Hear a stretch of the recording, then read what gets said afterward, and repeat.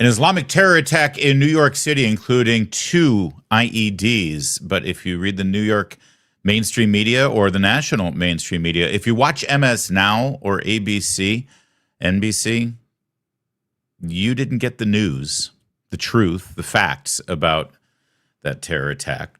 And no doubt it's because of the mayor himself lying about it. We're going to show you all of it and the truth coming up in just a moment. Plus, the memorial for Jesse Jackson, with all these former presidents and politicians going all after Trump and MAGA and dragging down the country and dividing us. And one person was not very happy with all of that, Jesse Jackson Jr.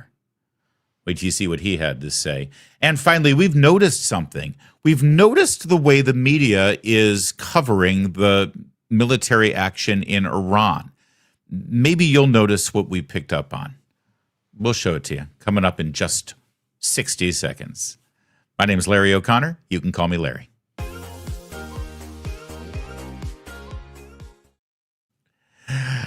Early onset dementia, Alzheimer's are on the rise. Reports show a 373% increase in diagnoses among 30 to 44-year-olds and a 311% increase in 45 to 54-year-olds in the U.S. in recent years. When doctors treat brain diseases, they often focus on medicating the brain itself, addressing symptoms instead of the root cause, which is chronic inflammation and oxidative stress. Now, these factors damage brain cells and lead to the buildup of toxic proteins, the hallmark of Alzheimer's disease. But like much of the body, many brain issues trace back to the gut microbiome. There's a direct connection, a communication line, if you will, between your gut and your brain, the gut-brain axis, let's call it, where gut bacteria influence inflammation, mood, memory, and cognitive function. That's why what you eat matters so much. And that brings us kimchi. Kimchi's amazing. It's been proven now in multiple studies to reduce inflammation, protect brain cells, even improve memory and cognitive function by preventing amyloid beta plaque buildup. And it's why Brightcore created Kimchi One. It delivers all the benefits of real kimchi in convenient capsules. No taste, no smell, virtually no sodium, non-GMO, and 100% made in the United States. Today, you can get an exclusive offer by clicking the link below for 25% off your entire order. Or if you're watching the video, use that QR code, or you can just go to brightcore.com/Larry. You'll get 25% off your whole order. Or if you want an even better deal, call my friends at Brightcore. Get up to 50% off your order and free shipping. Give them a call now, 888-462-4779. A radical Islamic terror attack in New York City, including 2 IEDs, bombs thrown into a crowd of protesters. Now, if you were watching MS Now over the weekend, this is how that news was reported to you. Let's go right to their breaking news anchor. It's Al Sharpton. And here's how he reported. Yesterday, during clashes in New York City between anti-Islam demonstrators led by conservative influencer Jake Lang and a much larger group of counter-protesters, a lit device was thrown just outside of the official residence of Mayor Zohran Mamdani. And today, the chief of police said that it was, in fact, an improvised explosive device that could have caused serious injury. What are your thoughts of the growing fear of political violence, especially in this election year, Congressman? Hold on. Did you pick up on any of that? Did you see how they reported this story? Protests and counter-protests in front of the mayor's residence, and then a IED was thrown right toward the mayor's residence. Now let's turn to our guest and find out what they think about the growing tide of political violence. Is it me, or did it make it sound like the protesters who are against the mayor and protesting the mayor are the ones who threw the bomb at the mayor's residence? And then now we just have a conversation about political violence writ large. We know for a fact that it was radical Islamic terrorists. Why aren't they saying that? Why aren't they covering the fact? This is New York City. New York's got some history with regard to radical Islamic terrorism in that city, you know? So turns to New York Congressman Meeks. I'm sure Congressman Meeks, being a civil servant, will show the responsibility to actually bring the facts to the table. What do we expect from Al Sharpton? I am very concerned. Political violence has no place in our society. It will, and it destroys our democracy and the very things that we stand for. As you've indicated, Reverend Sharpton, we just came back from Chicago, where we celebrated the life of the Reverend Jesse Lewis Jackson, and how he talked about everybody's somebody, and you got to love somebody, you got to keep hope alive, you got to keep this democracy alive, and you got to work. We cannot condone violence. Violence is something, and hate has to stop. You know, hating one side to the other. Generally, you would have a president of the United States who would try to bring people together. Wait. Where's the hate coming from here exactly? All right. That's MS Now. What do we expect? Al Sharpton, after all, right? Okay, so now there's a reason why MS Now is MS Now and not MSNBC, because NBC was like, we don't want to have anything to do with that Looney Tune, crazy lunatic farm over there. So take our brand off of it. So that's good. Let's check out how NBC is reporting the story. Here's their New York affiliate on the scene. Here we go. NBC New York. Multiple arrests made after suspicious devices found outside Gracie Mansion, home of Mayor Zohran Mamdani, during anti-Islam rally and counter-protest. I'm no journalistic expert here, and I'm certainly no genius with the English language, but that sentence construction right there sure makes it seem like protesters who are opposing the mayor left these suspicious devices outside the mansion, doesn't it? It sure does. Subhead, 2 people in custody after suspicious device found outside New York City's mayor official audience. Okay, well, it's not just MS Now and it's not just NBC. Our gal pal over there at Libs of TikTok has put together a whole montage of the headlines, and boy, just look at them. Improvised explosive found at protest near Manhattan's Gracie Mansion, Mamdani's official residence. Nail bombs left at mayor's home. It's so passive. Who left it? 6 arrested after homemade nail bombs launched at home of New York City mayor. No, it wasn't launched at the home of the mayor. It was launched at the protesters out in front of the mayor's home. Here's CNN. Device hurled near NYC mayor's mansion was an IED that could have caused serious injury or death. Mayor Mamdani was home when protesters lit device outside Gracie Mansion. It sounds like the mayor is under fire from these crazy anti-Mamdani types, right? Insane.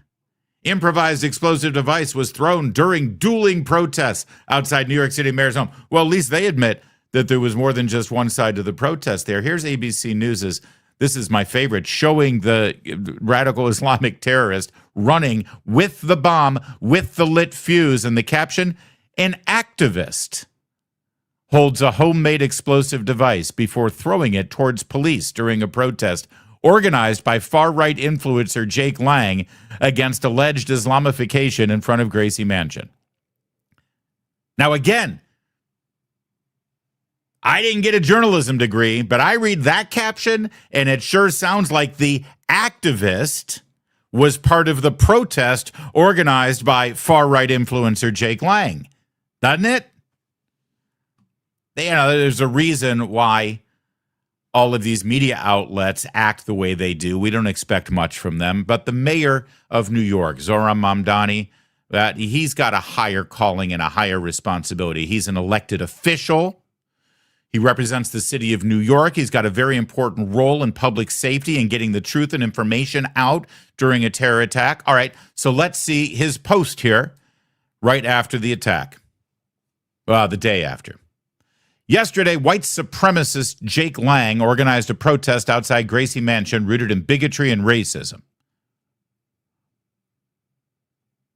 What's that got to do with the bombs? Such hate has no place in New York City. It's an affront to our city's values and the unity that defines who we are. What followed was even more disturbing. Violence at a protest is never acceptable. What do you mean violence at a protest? I mean, it makes it sound like it was the protesters who were violent, right? The attempt to use an explosive device and hurt others is not only criminal, it's reprehensible and the antithesis of who we are.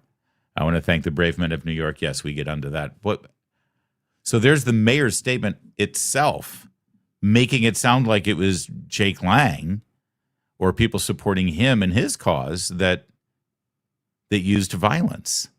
By the way, I love this. Jake Lang and his bigotry and racism has no place in New York City. But nowhere does he say that the violence has no place in New York City. Okay. Meanwhile, a little while later, the police commissioner actually gave everybody the facts and the truth about this attack. The NYPD bomb squad has conducted a preliminary analysis of a device that was ignited and deployed at a protest yesterday and has determined that it is not a hoax device or a smoke bomb. It is, in fact, an improvised explosive device that could have caused serious injury or death. You see, the bombs didn't explode, and so everybody was joking about it, laughing. Oh, it was just a stink bomb. It was just a smoke bomb. It was a gimmick. It wasn't really, no. People would have died. It would have been devastating. It would have been horrific. Amir Balat and Ibrahim Kayumi were arrested on scene yesterday and are in custody in connection with this matter. NYPD is working on this investigation with their partners in the U.S. Attorney's Office, Southern District of New York, and the FBI through our Joint Terrorism Task Force. Amir Balat and Ibrahim Kayumi, clearly the names of two white supremacists. All right, so then this morning, after getting all of the facts and all the information and all of the news, here comes the mayor of New York, Zohran Mamdani, delivering a sober and on the moment, on the scene, don't worry, everyone in New York, I've got this, I'm your mayor. He delivered all the facts and information, and I'm sure he apologized for his misleading post from the day before that made it sound like the biggest problem here was so-called Islamophobia and white supremacy, right? Let's get to his statement now that cooler heads have prevailed. Go ahead, Mr. Mayor.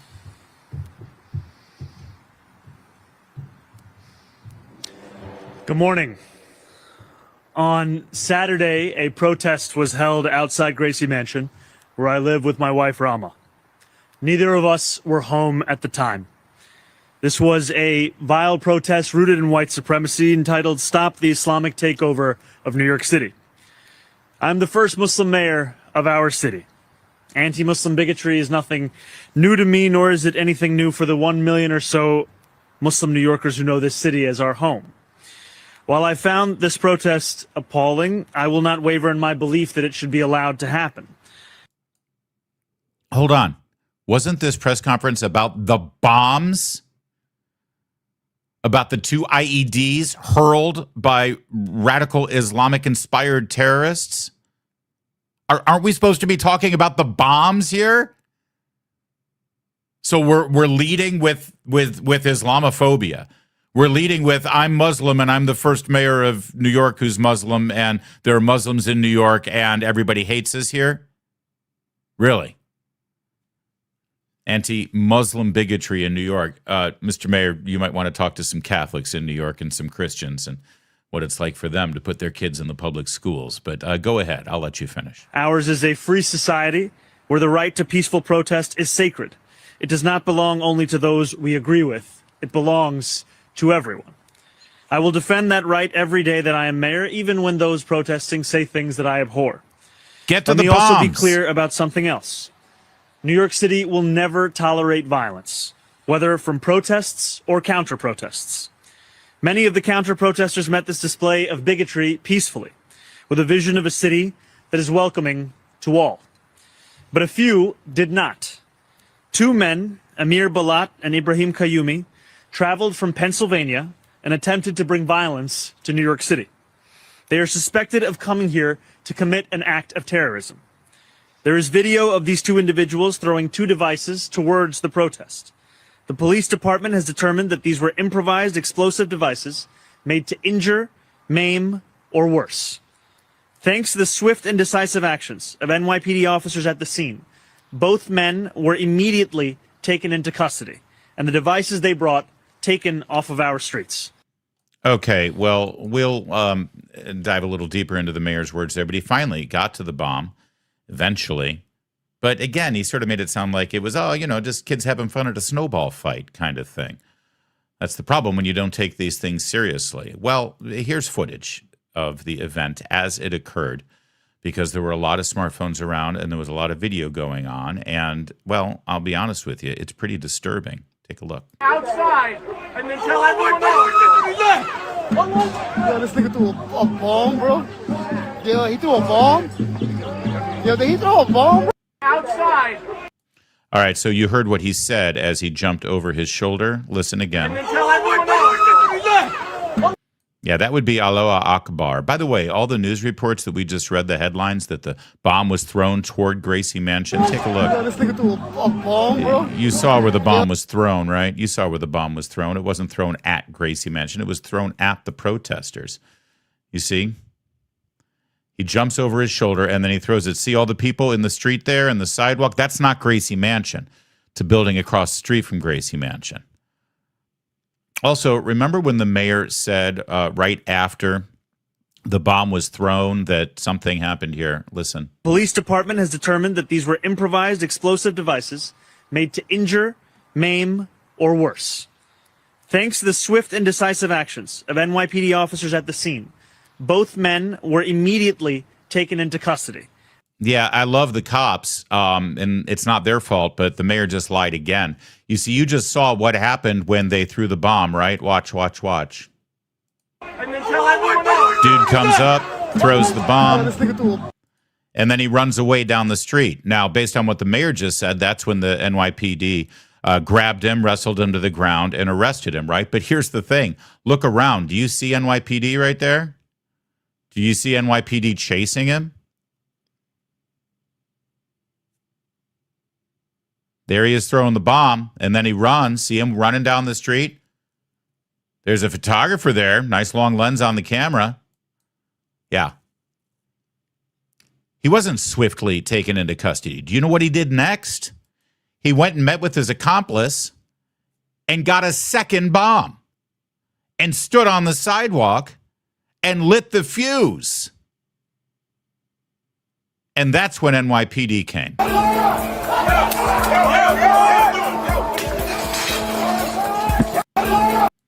And they eventually got him. But watch, he actually drops it at their feet. You see? Right there, he drops it. Well, look at the cop jump. It's a freaking miracle that this thing didn't blow up, that people weren't damaged, that people weren't hurt. But why is it everything about this the mayor has to lie about? But everything about this, the mayor and eventually the media lied about it. By the way, we've got one other angle on the initial attack. Take a look at this. We were born and raised in New York, and we want everyone here to stay in New York. You don't get to come from outside and then tell everyone else.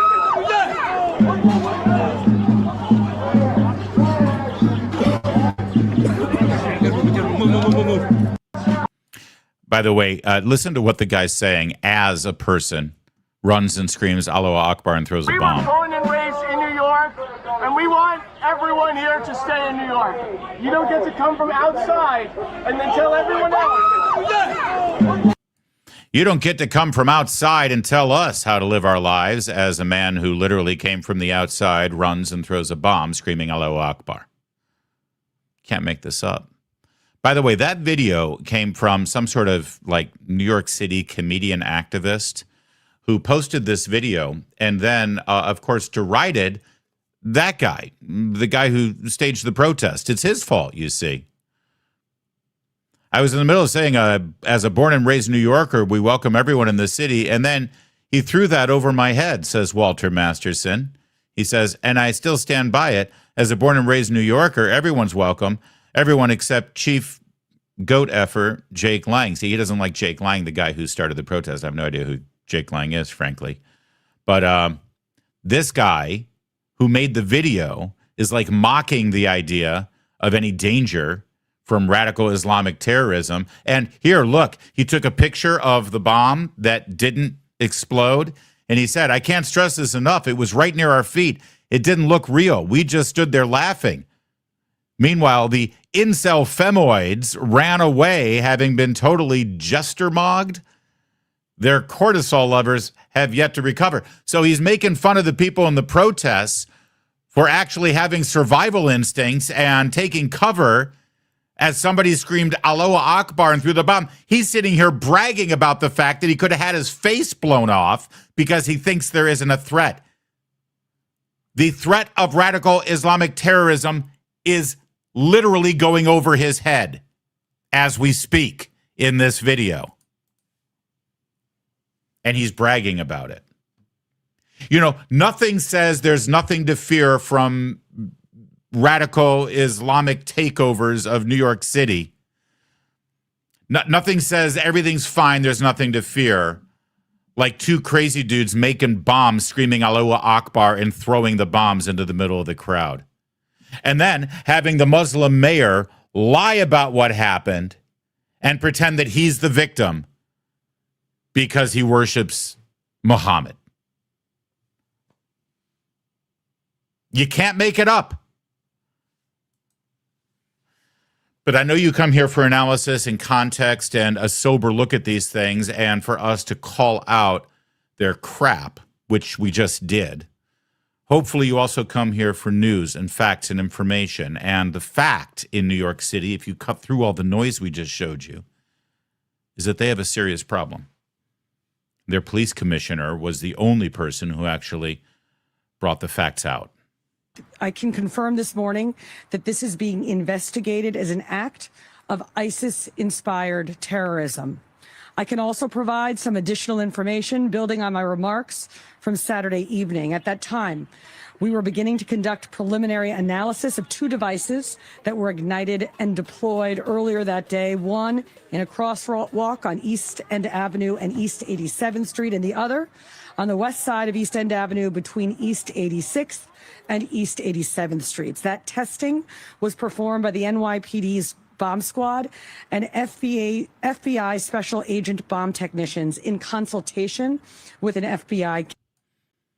It was ISIS. It was an ISIS-inspired terrorist attack with two incendiary explosive devices that, thank God, malfunctioned and didn't go off. They were loaded with nails. They were ready to cause the worst possible harm and mayhem. And we've got elected officials lying about it. We've got the media lying about it. And we've got New Yorkers who would have been killed by it joking about it. Yeah, New York. You have a problem. This is what always happens with big government programs, by the way. We talk about it all the time. They get so complicated that they stop serving people. And for Medicare enrollees, it's a textbook case. You turn 65, and instead of clarity, you get a stack of rules, deadlines, plan options with real consequences if you guess wrong. And that's what people do. They guess. The system is confusing, and it creates an opening for people to steer you toward plans that benefit them and not you. It's why I point people, including my own mother, to Chapter. Chapter does Medicare differently. Their advisors are salaried, so they're not paid to push one plan or another. In fact, they're the only ones that actually compare every plan available nationwide, not just a select few that pay them commissions on the back end. There's no cost to speak with them, and they can usually walk you through your options in about 20 minutes. On average, people who talk to Chapter save around $1,100 a year. If you're turning 65 or already on Medicare, call Chapter just to make sure you're getting the best bang for your buck. It doesn't cost you anything. 580-308-0975. 580-308-0975. Honestly, aside from watching this show, I can't think of a better use of 20 minutes. Jesse Jackson died last week, complications due to Parkinson's disease, and his memorial took place on Friday. And, well, it turned into a political circus, sadly. Here's a little bit of what happened. I also like to honor the 5 presidents who are sitting here today.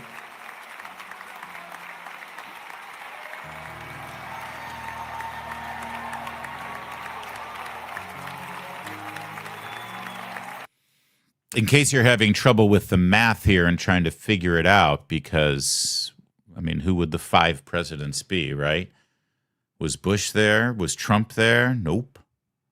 Well, those are the only 5 living presidents, right? I mean, you got Clinton, you got Obama, you got Biden, and then, yeah, it would be Bush and Trump. Now, the other 2, Hillary Clinton and Kamala Harris. That's right. Election denial. Right there at Jesse Jackson's memorial service. President Harris, President Clinton, President Bill Clinton, First Lady Jill Biden, President Biden, and Chicago's own South Side, President Barack Obama. Oh, yeah, they had big cheers for Barack Obama, and, well, he certainly delivered when it came time for him to give his remarks. Again, this is in memorial of Jesse Jackson, okay? This is all about the life and legacy and achievements of Jesse Jackson. All right, take it away, Barack. In a time when it can be hard to hope,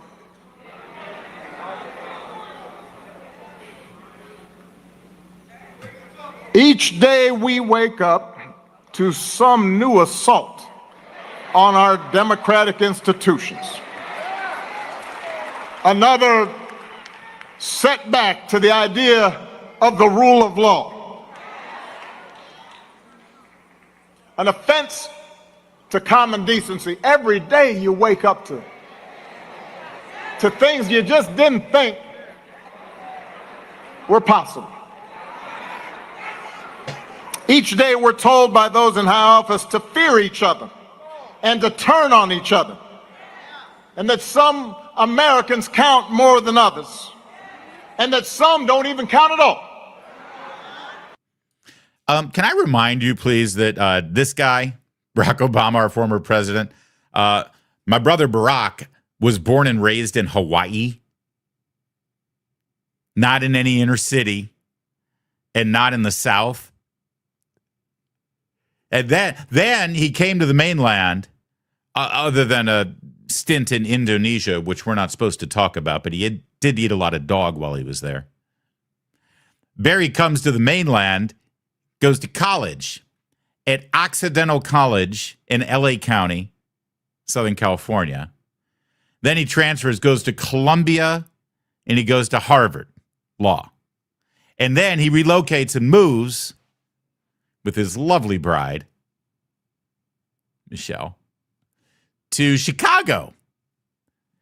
So somebody explain to me how he picked up this accent. An offense to common decency. Every day you wake up to things you just didn't think were possible. Each day we're told by those in high office to fear each other. This is a great summation of the 8 years of Barack Obama from 2009 to 2016, isn't it? Each day we're told by people in power to fear each other. Yeah, I remember that. And to turn on each other. I remember that. And that some Americans count more than others. And that some don't even count at all. I don't even know what he's talking about there. Unless you want to call illegal immigrants who aren't even supposed to be here as Americans, who don't count at all. Oh, they count. They count quite a bit in our pocketbooks. Okay, so that's Barack Obama. And I just want to pause for a moment here and make sure, because this is going out to everyone live, and then, of course, the video exists forever. I have 4 children. I have a wife. I have brothers. I have family. I have cousins. I have dear friends of mine. And I spend a lot of my time every day talking about politics, talk about issues, things that are important to me and passionate. I would just like to throw a marker down right now that upon my demise, if my funeral ends up looking like this, I will rain hellfire down on you in whatever possible way I can. I will haunt you. I will make your lives miserable from the great beyond. I will hold a grudge against you. And by the way, if you're Jesse Jackson's family right now, who lived this legacy from Martin Luther King Jr., running for president, creating a brand new coalition within the Democrat Party, like it or not, love it or not, hate it or not. The man had impact. The man had a legacy.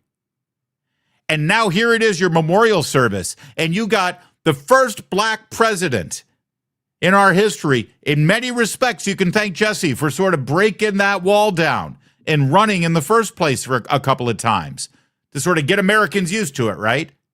And he goes up there, and does he spend all his time talking about the great things and the great impact that Jesse Jackson had and how our country is better off now than it was if it would have been without Jesse Jackson, right? That's what you want at your memorial service. Yet you want people to say, we are better off today because this man walked this planet, and here are all the reasons. No, you got this guy saying life sucks. America sucks. Everything about this country sucks. It's just amazing to me. But it's because they are so singularly focused on their own political power that they take this platform to attack their enemies. It's amazing to me. He has no self-awareness that while he's attacking us and dividing us, he's saying, boy, things are really divided right now. And we keep hearing, attacks on the calls coming from inside the memorial. All right. Then there was this guy. He couldn't help himself either. Dude, you lost. Your own party rejected you and yanked you off the ticket. Here he goes. If I told you all earlier when I was a kid I had a cleft palate or club foot, none of you would have laughed. But it's okay to laugh at stuttering. I'm not being critical of you, but think about it. It's the one place where people think you're stupid. Oh, really? I'm a hell of a lot smarter than most of you. But all kidding aside,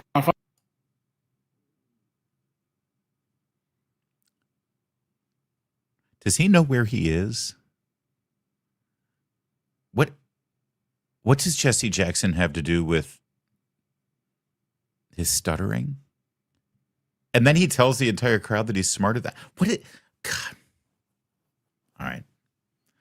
We've probably had enough with Joe Biden anyway. Why pile on? Let's instead talk about the woman that the Democrats in power, including Barack Obama, Nancy Pelosi, Chuck Schumer, they believed that she would actually be a better president than Joe Biden, so they yanked Biden off, right? What'd she have to say? Understand, as has been said, the beauty that comes after the storm when we see what is possible and what can be unburdened by what has been.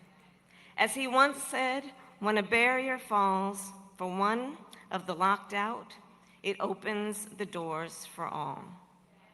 And that is what he told me, and what he taught me, and how he inspired me. Understand. First of all, I searched in vain. I'm sure it exists. I have not found one picture of Kamala Harris and Jesse Jackson in the same room together. But she did her thing. She did her thing that she does. What can be unburdened by what has been. What can be unburdened by what has been. She did her thing. It's like she makes money. You know that guy who starts every boxing match by saying, let's get ready. I can't say it. See, he trademarked that. He got a copyright on it. So anytime anyone says, let's get ready to, yeah, I can't say it. But anytime someone does say it, cha-ching, that's $10,000. I kid you not. You got to get permission from him to say, let's get ready. You can't do it. So I think that's what she did. I think she trademarked it. She copyrighted or something. She gets paid every time she says what can be unburdened by what has been. It's amazing. And everyone in the room was electrified by her, of course, as you can well imagine. So that's just a little flavor of how deeply divisive and political the memorial for Jesse Jackson got, and how these politicians, these presidents, these elected officials went up there, glommed onto Jesse Jackson's legacy, and then used his death and his memory for their own political purposes. And, the room just loved it. They ate it up. Well, most people. Later in the weekend, there was another less high-profile, less political memorial and funeral for Jesse Jackson. It was at his home church in Chicago, and his son, Jesse Jackson Jr., spoke. He wasn't pleased with what he saw. Yesterday,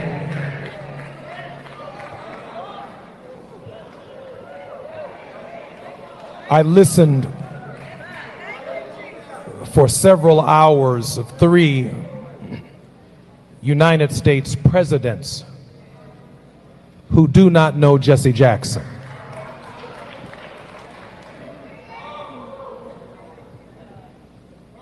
He maintained a tense relationship with the political order, not because the presidents were white or black, but the demands of our message, the demands of speaking for the least of these, those who were disinherited, the damned, the dispossessed, the disrespected, demanded not Democratic or Republican solutions, but demanded a consistent, prophetic voice that at no point in time ever sold us out as a people. And it speaks volumes about who the Reverend Jesse Jackson was. Yeah, it's true. In fact, every single one of those politicians that went up and embraced Jesse Jackson and said he's my best friend, and I used to lifeguard at the pool with Corn Pop and all this other stuff. They actually all had very sort of dicey, bristly relationships. Jesse Jackson ran against Bill Clinton and was pissed off at Bill Clinton for his sister. So everyone talks about the Sister Souljah moment when Bill Clinton in 1992 spoke out against a rap artist at the time named Sister Souljah because she had a song about killing cops or something. And Bill Clinton went and he denounced Sister Souljah. Sister Souljah had been speaking at the event right before her. It was a Jesse Jackson event. Bill Clinton used that platform to communicate to voters in America, I'm not like those guys. I may be a Democrat, but I don't like those, Jesse Jackson types who want to kill cops. He exploited Jesse Jackson for political advantage. It's who Bill Clinton is. Yeah, Jesse Jackson didn't like Bill Clinton. And you want to know what what Jesse Jackson thought of Barack Obama? You go ahead and Google it. Google Jesse Jackson, hot mic moment, Barack Obama. You'll see exactly what he thought of him when he was running. And don't even get me started on Joe Biden. Jesse Jackson Jr. is right. Those 3 presidents didn't really know Jesse Jackson, and they used him and exploited him for politics, but they didn't have a real relationship with him. You know who did have a relationship with Jesse Jackson? Ironically, amazingly, genuinely, Donald Trump. Not President Donald Trump. Citizen Donald Trump. American Donald Trump. There he is with Don King at a dinner with Jesse Jackson Jr. Jesse Jackson, the Reverend. Here he is with, is that boxing great Thomas Hearns, I believe, at a boxing event with Jesse Jackson. There he is with Al Sharpton. And the Godfather of Soul right there. Look at that. And there he was with Don King, and not sure who that dude is. Is that Barry Goldwater? And Jesse Jackson. And there's Jesse Jackson Jr. Look at that. Back in the day, Donald Trump tweeted out all of these pictures. People don't know this, but when Jesse Jackson needed office space in Manhattan, Donald Trump gave it to him rent-free. That's real. That's genuine. Donald Trump wasn't invited to the memorial service. Again, I warn you, do not turn my memorial service political. I will come for you. And that's why a man's life and his legacy should be much bigger than winning today's political arguments. But when you're petty like Kamala Harris and Joe Biden and Barack Obama, you don't even think in those terms. All right, coming up in just 60 seconds, we've noticed a thing or two about how the media is covering the military strikes in Iran. especially compared to things that happened in the past. We're going to show that to you 1 minute from now. International disputes, inflation, rising national debt, digital currency, a never-ending list of reasons gold has risen over 700% in the last 20 years, and, of course, a never-ending list of reasons many Americans diversify a portion of their savings into precious metals with Birch Gold Group. Gold is a commodity that's thrived during uncertainty, which is why it can be a crucial part of a balanced strategy. It can give you peace of mind, given all the events that could impact the U.S. economy. See if holding gold in a tax-sheltered retirement account is right for you, too. Birch Gold can help you convert an existing IRA or 401k into an IRA in gold. Just text my name, Larry, to the number 989898. You'll receive your free info kit on gold. There's no obligation, just useful information. With an A+ with the Better Business Bureau and tens of thousands of happy customers, let Birch Gold help you diversify with gold so you too can have peace of mind regardless of the uncertainty. Text Larry to 989898. Again, text my name, Larry, to the number 989898. Do it today.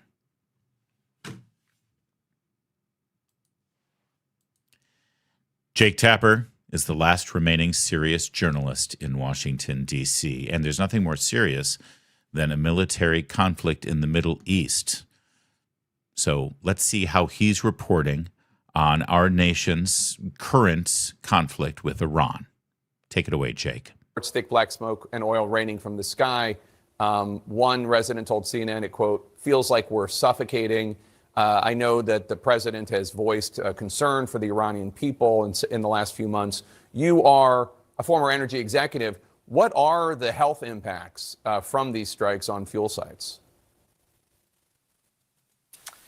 Yeah, of course, there's air quality impacts of that, but I would focus on the thousands of American soldiers that the Iranian regime has killed over the years.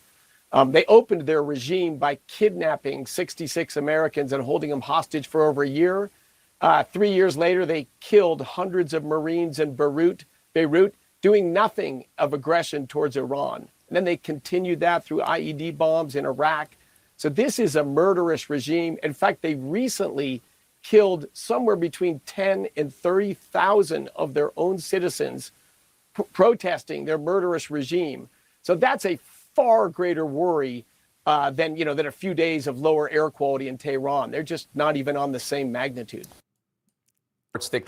You cannot make this up. They literally just killed tens of thousands in the streets a month ago after their protests. They have killed thousands of American soldiers over the years. They are the leading state sponsor of terrorism, from Hezbollah to Hamas to the Houthis to Venezuela, across the board. And Jake Tapper and his colleagues are most concerned about the environmental impact of the smoke in the air right now in Tehran. Look at the Chiron. CNN team reports, by the way, CNN was allowed access to Iran by the Iranian regime.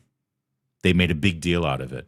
After the military strikes began, CNN begged what's left. I don't know, who do you call in the Iranian government at this point, right? Is the DMV still functioning? I don't think so.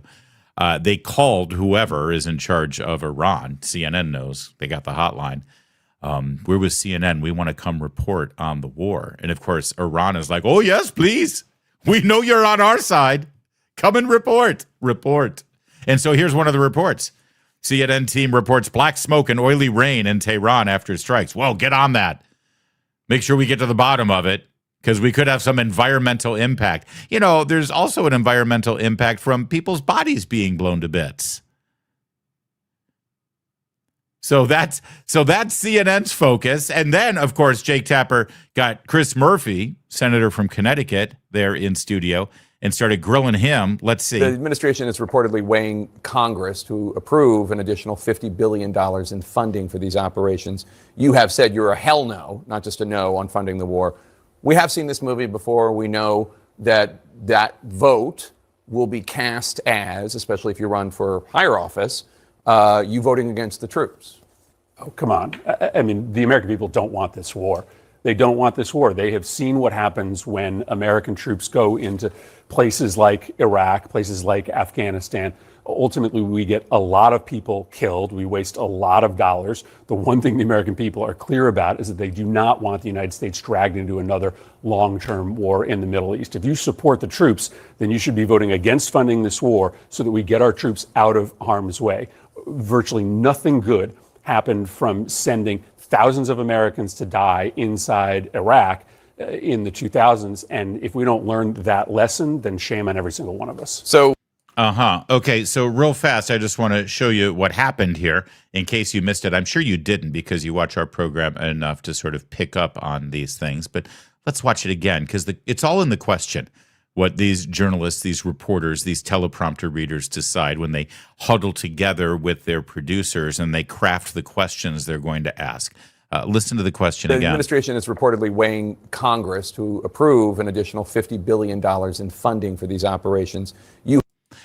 $50 billion for the operations. Well, what does that mean, operations? Well, it goes to equip the military so that they can continue their mission. Okay. All right, go ahead. You have said you're a hell no, not just a no on funding the war. We have seen this movie before. We know that that vote will be cast as, especially if you run for higher office, you voting against the troops. That vote will be cast as you voting against the troops. By the way, that's not a question. There's no question mark there. Jake Tapper didn't say, is it fair to say that this would be a vote against the troops? Do you disagree that this is a vote against the troops? You know, see, those are questions. Jake Tapper didn't ask a question. He just lobbed up a premise for the senator. I'd like to ask a question, Senator Murphy. If you vote no on the $50 billion needed to equip our troops as they're engaged in this conflict, how is that not voting against our troops? How could you even look anyone in the eyes and characterize it as anything but voting against our troops? They're in the middle of the engagement right now, and you're going to cut off their bullets and bombs and meals. That's what it is. But Jake Tapper, oh, look at him. We've seen this movie before. I show you this moment in how Jake Tapper interviews a sitting U.S. senator in the middle of a military conflict in the Middle East and compare it to another guy who had the same opportunity sitting with a U.S. senator, a Democrat, across from him in a studio during this military conflict. But this guy isn't a journalist. He's not a reporter. He's not a smug teleprompter reader like Jake Tapper. He's a stand-up comedian, Bill Maher. Now watch how he handles Adam Schiff. This statement from the administration: the president had the constitutional authority to direct the use of military force because he could reasonably determine that such use of force was in the national interest. That's too vague for you? Totally vague. Okay, because that's from Obama about Libya. Well, Obama made the argument initially that he could go into Syria without an... How great is that moment? Here, let me read you this from the administration. Da-da-da-da-da. Now, is that too vague? Oh, that's horrible. I can't do that. Good, because that was Obama.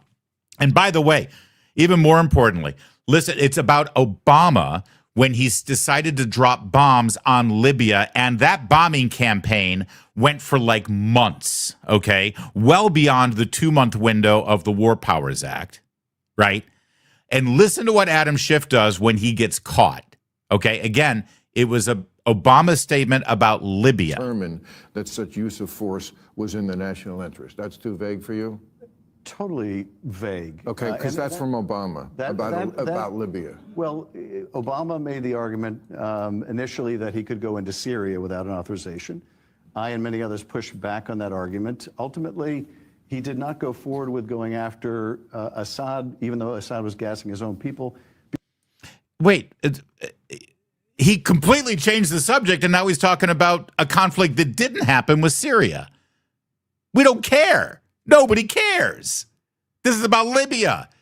Obama bombed Libya. He also, by the way, sent drone strikes and bombs to Syria at another part of his presidency and to Iraq, and we can go on and on. The only time he never sent the military to the Middle East was when our guys were dying on a rooftop in Benghazi. Then we could have used some military support. But, you know, there's a whole lot of rewriting of history going on here. You know, Jake Tapper with, oh, we've seen this movie before. They're going to say you're against the troops when you vote not to fund the troops. Well, of course they are, because that's the only reasonable conclusion to reach. Or Adam Schiff and Bill Maher. All right, so this statement you don't agree with? Oh, yeah, that's horrible. Good, because it was Obama, and you loved him when he said it. But it goes well beyond that. You keep hearing from everybody, there's no imminent threat, there's no imminent threat. Why now? Why now? Why did Trump do this now? There's no imminent threat. There's no war of choosing, war of choosing, war of choosing. Okay, here's a flashback for you. This is 2008. Hillary Clinton wanted to be president, and she let everyone in the world know exactly what she'd do if she was president. I want the Iranians to know that if I'm the president, we will attack Iran. Whatever stage of development they might be in their nuclear weapons program in the next 10 years, during which they might foolishly consider launching an attack on Israel, we would be able to totally obliterate them. That's a terrible thing to say, but those people who run Iran need to understand that, because that perhaps will deter them from doing something that would be reckless, foolish, and tragic. Yeah, that was, 18 years ago. Do we think maybe there's more of an imminent threat now, especially after Obama gave them billions of dollars and allowed them to develop nuclear weapons even further? Oh, there's no imminent threat. There's no imminent threat. It's a war of choosing. It's a war of choosing. They loved her when she said it. And, let's not forget the previous administration, the Biden administration. You remember them. Here's the president, the vice president, and the secretary of state when asked about the imminent threat of Iran. What is your message to Hezbollah and its backer, Iran? Don't. What's the message to Iran? Don't. It was very important to send a very clear message to anyone who might seek to take advantage of the conflict in Gaza to threaten our personnel here or anywhere else in the region. Don't do it. Yeah, and that really resonated. Boy, that taught them. That showed them, because Lord knows Iran did not fund Hamas or Hezbollah or the Houthis and all of the other attacks on American troops and civilians in Israel and elsewhere. No, they ignored them. That's weakness. Meanwhile, while we're going down memory lane, President Trump, when he was first running for office, was also asked about how to handle Iran. He didn't say don't. He said this. We have audio on this one, Larry? We do, but it's really quiet, isn't it? Not sure why it's not coming. No, I hear it. It's very faint. You might just have to transliterate for us. All right. Somebody criticized me the other day because they asked me what I would do about Iran. And I said I'd out of them. I don't care. They've got to be stopped. I don't care. They've got to be stopped, he said. Again, just to see who's consistent here and who's stayed on message and who's kept the whole policy. Oh, I know. I'm going to get in trouble with other influencers who call themselves conservatives, who have microphones and do streaming shows. Like, but Trump said no new wars. No, he didn't. He said no new forever wars. He's the guy who got us out of the forever war, remember? Until Biden screwed it up. And if this is a forever war, we're going on 9 days. If that's forever, dude, I'm impressed that you think 9 days is forever. I was told Venezuela was a violation of the president's promise of no new forever wars. And that took, 8 hours, I think? Everyone calm down. Has Donald Trump not earned your trust on things like this? Oh, by the way, speaking of Barack Obama, speaking of memory lane, speaking of how we handled Iran under other administrations. Oh, and speaking of Jake Tapper, look at young whippersnapper Jake Tapper. Boy, has he aged in 10 years. Well, you know what? Telling lie after lie after lie about Russian collusion hoaxes and pretending like Joe Biden wasn't debilitated until then you decided, oh, I guess he is debilitated. I'll write a book and make $1 million on it. That can take a toll on you. You'll show your age. So here's Jake Tapper 10 years ago. Watch this. Welcome back to The Lead. I'm Jake Tapper in Ohio, battleground state where we're covering the presidential contest. But let's turn to our world lead today. Continued outrage and controversy over that $400 million cash transfer to Iran by the Obama administration on the same day 4 American prisoners were released by Iran. The White House denies that the money was a ransom payment. Footage aired on Iranian television, however, purports to show the money arriving in Tehran, and that is raising renewed questions about whether this was a quid pro quo. CNN chief national security correspondent Jim Sciutto has been digging into the mystery. Jim, you're learning new details about how the cash was delivered? That's right, Jake. A senior state. By the way, real fast, because they won't tell you this on CNN, but Jim Sciutto, their senior national security correspondent, used to work for the Obama administration. Why don't they tell you things like this? Why am I here to tell you things like this? I'm glad I'm here to tell you things like this. Okay, please give us your journalistic insight. State Department official tells me that it was not a U.S. plane that delivered that cash, but these officials, the president himself, acknowledged that cash was sent, and we are now seeing what Iranian state television says what all that money in cash looked like. A pallet loaded with what Iranian state television claims is cash sent by the U.S. The narrator says to pay back Iran's money after 35 years. This video, which CNN cannot authenticate, aired in Iran just days after the release of 4 American prisoners. At the Pentagon Thursday, President Obama dismissed any connection between the cash payment, which he acknowledged, and the prisoners' release, saying that negotiations were entirely separate. Yeah, sure they were, and I believe him. There's no reason not to believe him, right? Absolutely. By the way, real fast at that negotiating table there, you've got your Secretary of State John Kerry. That's the Secretary of Energy. I forgot that dude's name with the big head of hair. A couple of other people all sitting there at the table with the Iranian terrorists, coming up with a nuclear deal that allowed them to continue spinning their centrifuges and coming this close to a bomb until Trump took care of business. You know what's interesting about all that? Part of the national security team for Barack Obama, a CIA analyst for the National Security Council that focused specifically on Iran and the Middle East during these negotiations, was a young CIA agent named Alyssa Slotkin. That's right. She brags about it all the time, that she was part of the Obama team for the nuclear deal that she thought was a really great idea. The one that ended up sending, no, not $400 million in cash to the Iranian regime. It was over $1 billion in cash that then, of course, was used to fund Hamas and Hezbollah and terror attacks. You can draw a direct line to the terror attacks of October 7th. And Alyssa Slotkin bragged about how she was part of the national security apparatus that brought us that great deal. It's weird, though, when asked specifics about her job there with Obama and the $1 billion of cash that was given to the terror state, when asked any questions about it, when she's not campaigning and running as a national security expert, she seems kind of hesitant to give you any details. Thank you for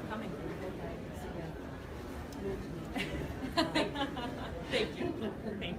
Hi, Liz. I have daughters that graduated from the same high school as you, so I'm just asking. I want to find out what your involvement was in the Iran deal with the pallets of cash that were sent to. We have to do a few media interviews. I'm sorry. But did you have any involvement in that? Is that why you're not answering me? Because you were involved in that deal with Obama to send the pallets of cash over to Iran that supported terrorism?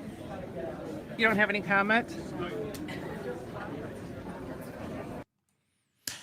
No, she does not have any comment. Although she's got plenty to say today if she goes on Jake Tapper's show as she craps all over the the Trump administration and our efforts while we've got our military fighting and dying overseas, trying to finally put an end to the monster created by people like Alyssa Slotkin and Barack Obama and Joe Biden and Kamala Harris and Anthony Blinken and Hillary Clinton and on and on and on.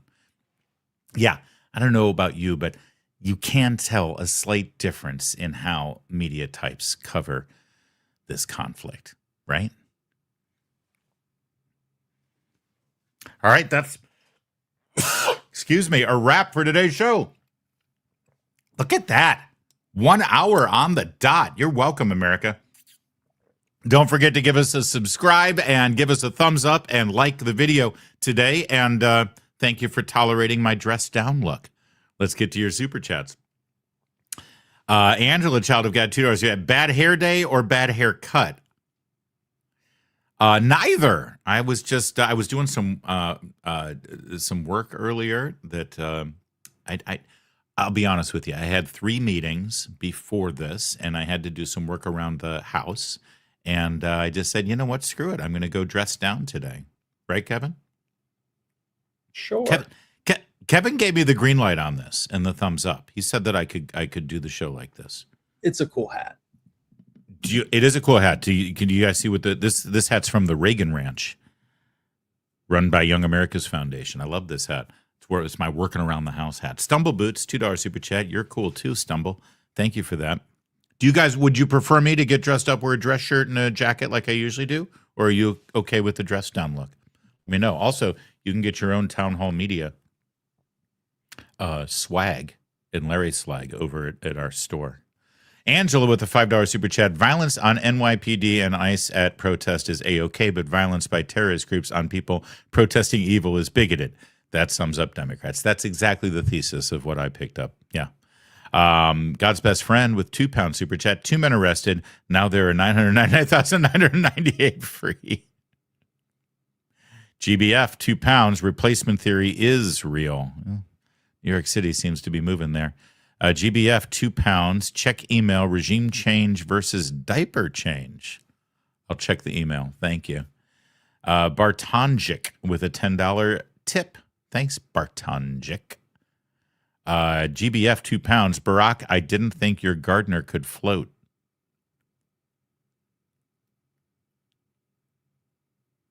Jeff Depew, $2 super chat. So sorry, Barack is the first mixed race.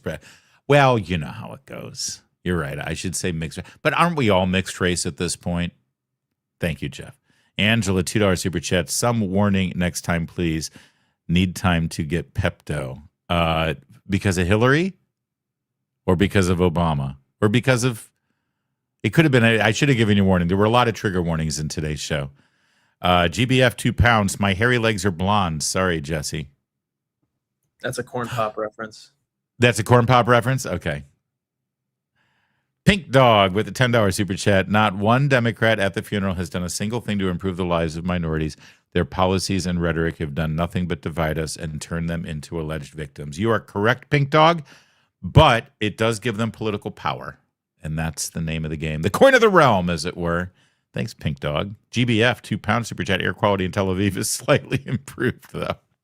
That's right. Ram with a $5 bourbon and ginger ale. Chris Murphy worried about wasteful spending. Now there's authenticity. Yeah, I know. I love that now suddenly. You know, you want to start worrying about wasteful spending, you might want to look at the Minneapolis suburbs and some of the Leering centers up there. Angela, $5 super chat. I've had enough of these leftist goons saying what Americans want and don't want. If we Americans who don't want America first voted for Democrats. Okay. GBF, £5 super chat. I support a regime gazing his own people. Can I count on your vote? He's got 1 million of them. GBF, £2 super chat. Blink and Afghanistan is gone. Blinken. I'm going to go lay down and put the covers over my head now. I'm feeling a little under the weather. Can you tell? Can you tell, Kevin? Was this a subpar performance today? Couldn't tell at all. I thought you were on fire. Oh, I appreciate that. You're too good to me. Thank you very much. Then I'll go with that. I feel fine. Thank you for asking. Thanks for watching. We'll be back tomorrow, same time, same place. In the meantime, my name is Larry O'Connor, and you can call me Larry.